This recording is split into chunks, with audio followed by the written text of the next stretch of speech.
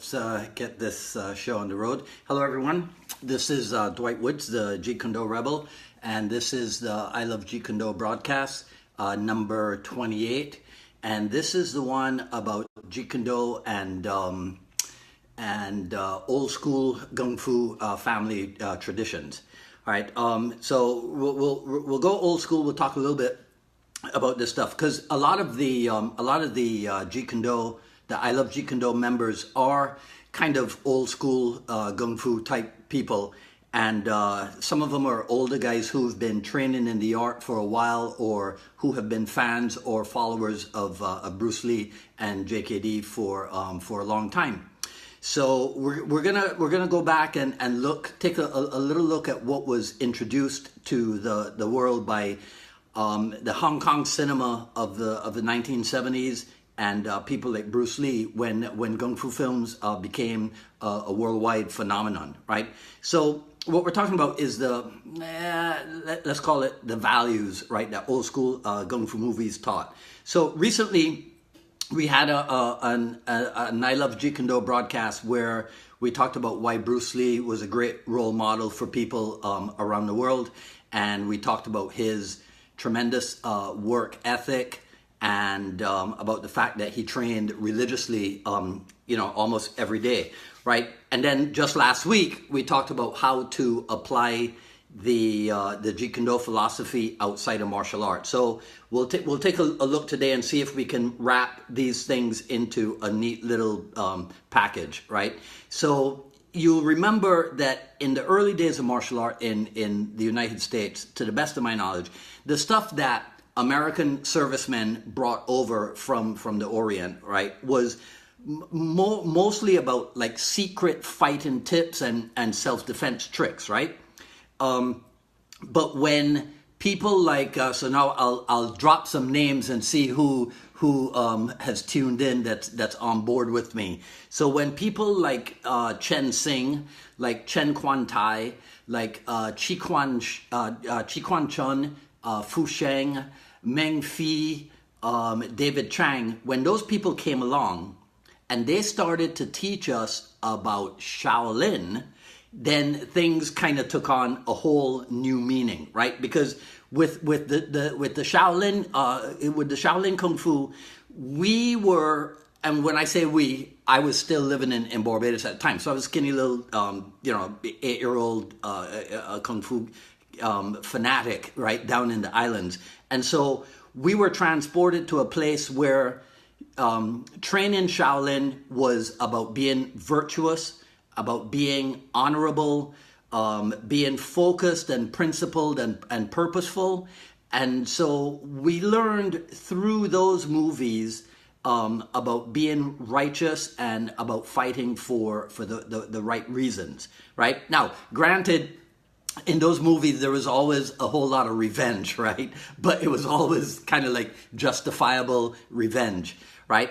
And when we were talking about Bruce Lee's work ethic, you're probably aware that not always did Bruce Lee have a training partner, right? Not always did Bruce Lee have somebody to work out with.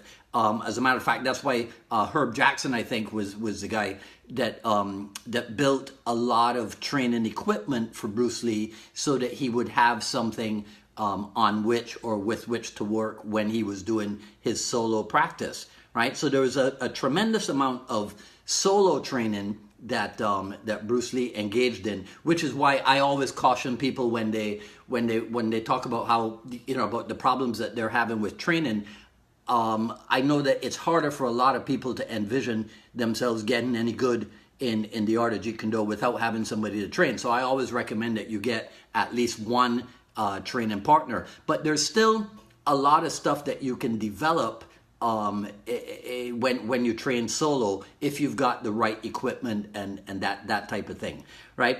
So that's kind of like the first point that I wanted to bring out, and it'll just be a couple points about old school Kung Fu, right? So you'll remember that the words Kung Fu or Kung Fu, if you do the Mandarin pronunciation, that the words themselves do not translate to mean martial art or fighting style or anything like that, right? You'd have to look at Kuoshu or Gyoshu, which means I think that means national art, right? And then you'd have to look at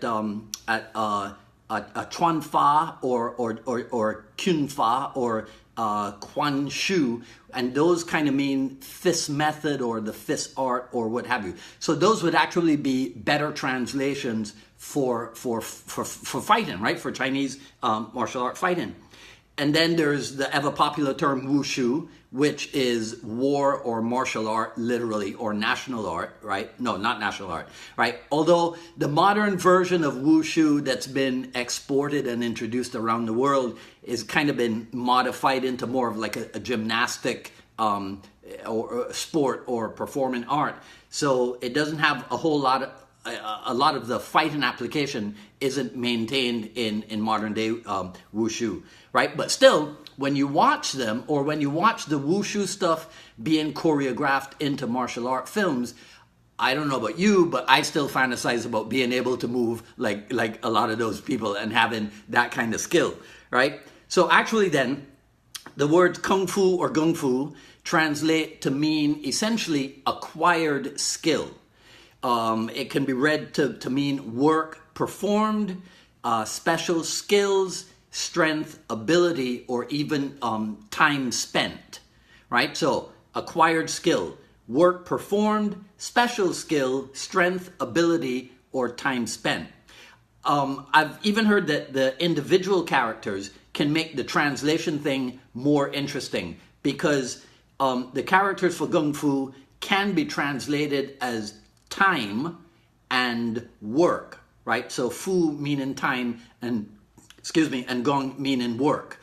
And then when you look even more deeply into the characters, then you find that Gong can mean merit or achievement, and then the character for Fu can mean big, right? As in important. You see? So you keep in mind that when you take Chinese characters, I imagine the same thing applies to like Japanese and Korean, right? When you combine two characters, then they can take on a brand new meaning. So then the actual meaning of Kung Fu can refer to anyone of achievement, and also it can refer to the effort that one puts into garnering that achievement, if that makes sense. So the effort that we put into self-mastery through the practice of Jeet Kune is then quite akin to the effort that for the education of a doctor or a lawyer or an architect or something, right? Which is why, I'll touch on this just for a second. That's why the idea that a professional Jeet Kune instructor is somebody who should do it for free is ridiculous, because the same amount of time, the same amount of commitment, the same amount of energy is invested in becoming a skilled Jeet Kune instructor as is invested in becoming a skilled practitioner of any other art, right? Be it the medical art, right, or the legal art, okay? So, the Gung Fu effort, old school Gung Fu effort, applies to the training, the discipline, the commitment of even, Olympic athletes, right? Essentially anybody of great achievement. I read this somewhere, it's the principle of what you put into it is what you get out of it, right? It's that principle in action. So skill acquired through hard work and practice, right? So let's talk about some of the other qualities that are achieved through this hard work and practice, right? So they're all, when I tease the kids in my junior Jeet Kune program, right? I tease them that they're all bad words for them, because it's words like discipline, perseverance, dedication, persistence, right? Which are not too popular terms especially in today's, fast-paced technological thing. I mean, I'm shooting this video on my camcorder, my big camera, and also on the iPhone, right? So I mean, literally, people have access to the world in the palm of their hands because of today's technology. So discipline and perseverance and dedication and persistence, sometimes those things kind of fall out of favor, right?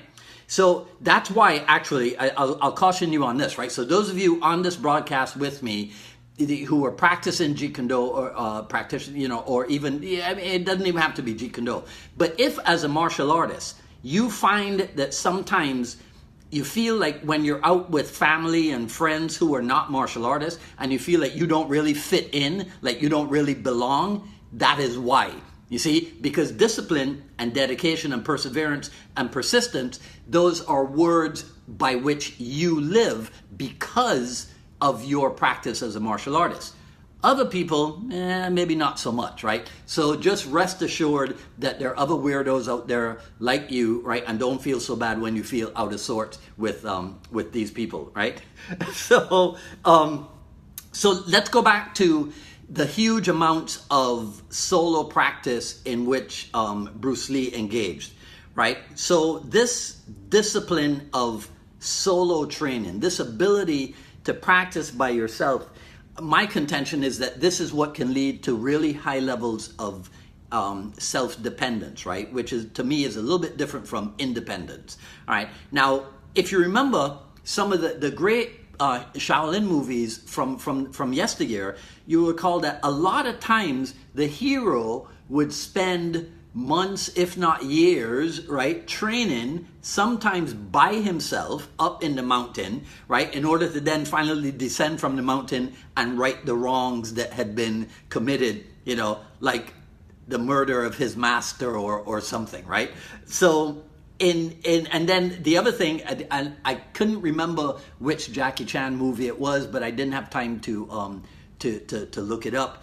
But in some of the movies, you see that apparently in old China, the parent would take the kids to the master's school and then literally leave them there to be taught everything that they needed, right? As a matter of fact, I believe that is, when it comes to the Chinese opera, I believe that is actually how Jackie Chan grew up, right? As a ward of the Chinese opera, right? So I take it that's why you can see this whole idea of people bringing their kids and leaving them there is where in Chinese martial art, the term sifu or shifu can be interpreted to mean not just teacher, but also father, because you end up having, to a certain degree, you end up having to take care of these people, right? So the schools, the hierarchy in a martial arts school, in a Jeet Kune Do school, right, is very evident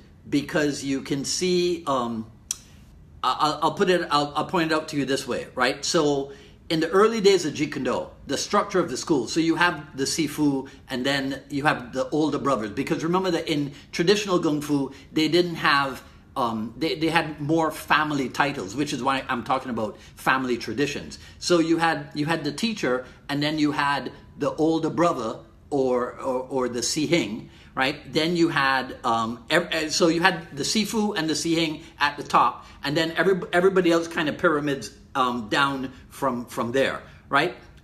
In the early days of Jeet Kune Do, that structure was very evident because as Bruce Lee's lieutenant in Los Angeles, right, Dan Inosanto was technically, in terms of lineage, he was the Sihing, but he was really, because he taught 90% of the classes, he was actually the Sifu at the Chinatown school, right? And Bruce Lee then would be the Gung, right? So let me do this over. So at the top, right? And actually there is a page, but since I didn't look it up, I won't try to reference it. But in the Art and Philosophy book, there is a picture that explains this, right? So at the top, based on where you come into the family. So for everybody, Bruce Lee is the Sijo. That is the clan elder, right? The leader of the clan. So Bruce Lee is everybody's Sijo. Because Dan Inosanto is my Sifu, that makes Bruce Lee my Sigung. So Dan Inosanto is my father and Bruce Lee is my grandfather, right? Which makes me then a Toi Sin, a grandson of Bruce Lee, right? The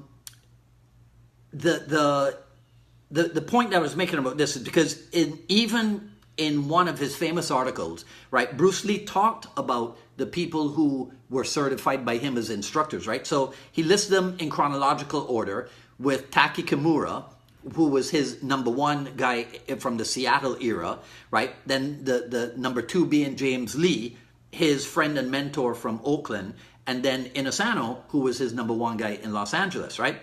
And in let's see, it was 1997 in a Black Belt article, Sifu Dan, he was answering a question about who was still alive. And Dan Inosanto said that Taki was Bruce Lee's most senior student. So I'm going to quote this, right? Taki was Bruce Lee's most senior student in Seattle. Bruce trusted and respected him. Bruce would often remind me Inosanto, that no matter how much I learned, Taki was still my senior and should always be paid the respect that goes with that seniority. Bruce could be quite traditional at times, especially when it came to titles of respect. So if you really get this, what you'll observe that what's being taught here, by extension, is an automatic respect for your elders, which again is a virtue that might be a little bit lacking in modern society, if you get what I mean, right?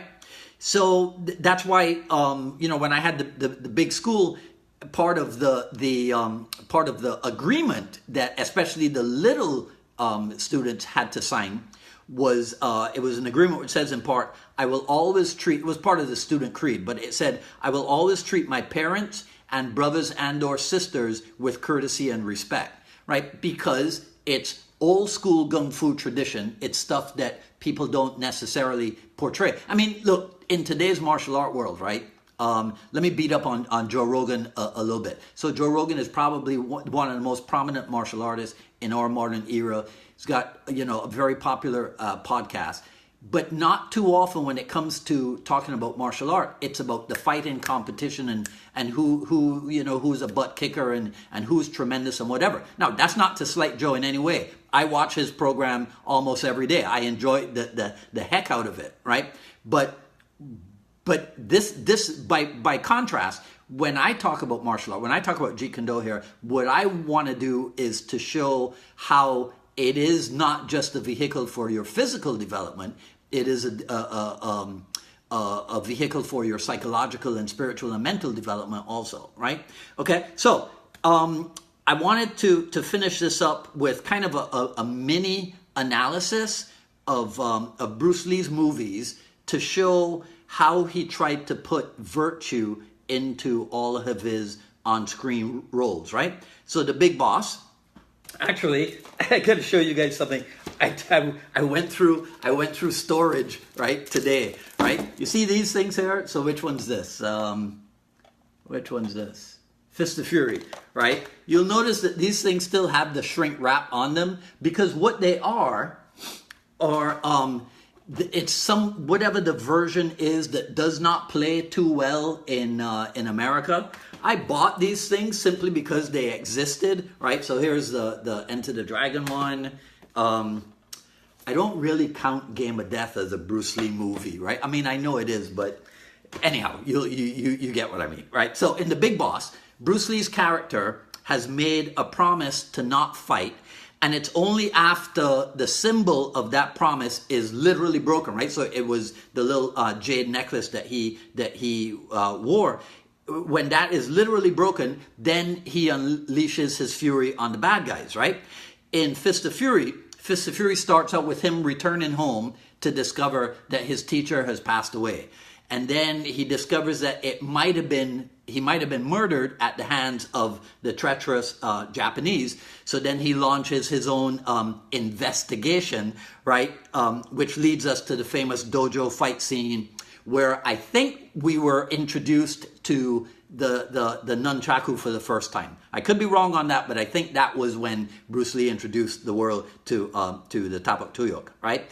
Way of the Dragon is more treachery, but it's the in comparison, the little unassuming Chinese country bumpkin coming to the assistance of his people in Europe, right? And ends up, being the small fry, but he outsmarts and ultimately outfights the bigger European bad guys.